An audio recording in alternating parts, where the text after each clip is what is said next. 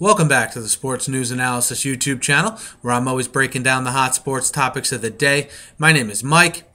I'm continuing my 2013 NFL draft coverage with the needs analysis for the New York Giants, who hold the number 19 pick overall in the first round. The Giants have one pick each in rounds 1 through 7, 7 picks in all for the Giants in the upcoming draft. The Giants with that number 19 pick, they see their needs. As far as their needs go, they have the definite need at linebacker with the release of Michael Boley. They have a definite need at cornerback. They have a definite need on the offensive line. I think, though, that Jerry Reese, with this first-round pick, addresses another need they have, which is a need they've developed all of a sudden here in the last year, and that's on a defensive line. If you look at Justin Tuck, he's getting a little older, not as dynamic as he was, let's say, 2-3 years ago. O.C. Umenyiora, likely to walk as a free agent. Jason Pierre-Paul showed some holes in his game last year, and I think what he needs is someone that other teams need to game plan for, as well as him.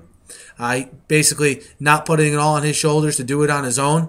So I think Jerry Reese, as he's done in the past, goes to that well, goes to the defensive line, goes to defensive end, more particular. And I think you should remember names like Dayton Jones, Alex Okafor.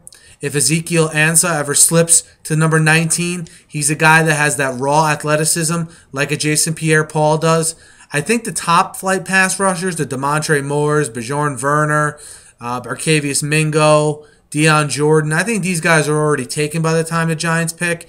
But Okafor and Alex Okafor from Texas, Dayton Jones from UCLA are guys that are garnering a lot more attention than they have as the process unfolds here. Look for them in the combine, but look for the Giants, I think, to go defensive end in the first round with pick number 19.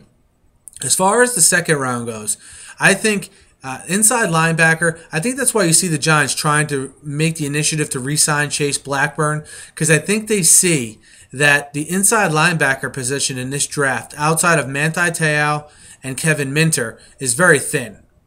So I think they know they need to address that need in free agency, because I think by the time they pick in the second round, Te'o and Minter will both be gone. In the second round, I think the Giants address the offensive line. In the second round, I think you'll have tackles like Dallas Thomas from Tennessee, Jake Long from Oregon. I think they'll be available there in round 2 for the Giants. The offensive line, again, another glaring need for them, and I think it's something they absolutely need to address here in the second round of the draft. As far as the third round goes, I think they should go cornerback. David Amerson from North Carolina State, a bigger corner. Prince Amukamara has yet to live up to what the Giants thought he was going to be when they took him with the 15th overall pick a couple of years ago. So I think they need help there. They need some infusion of talent there. Amerson from North Carolina State, if he's there, may be a good option for them in the third round. That's an overall thin draft at cornerback, so if they don't take a corner there, look for them to address that need in free agency.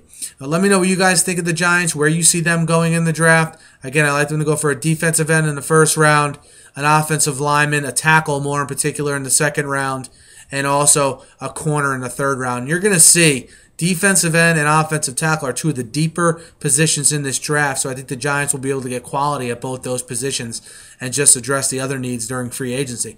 Let me know what you guys think here about what I think, where I see the Giants going in the draft. Hit me up in the YouTube comments.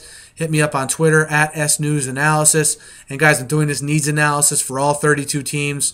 I'm covering the NFL offseason, college football, Major League Baseball. I basically do it all here. So subscribe to my channel. And, every time I upload a video, if you subscribe, you'll get it uploaded right to your feed here on YouTube.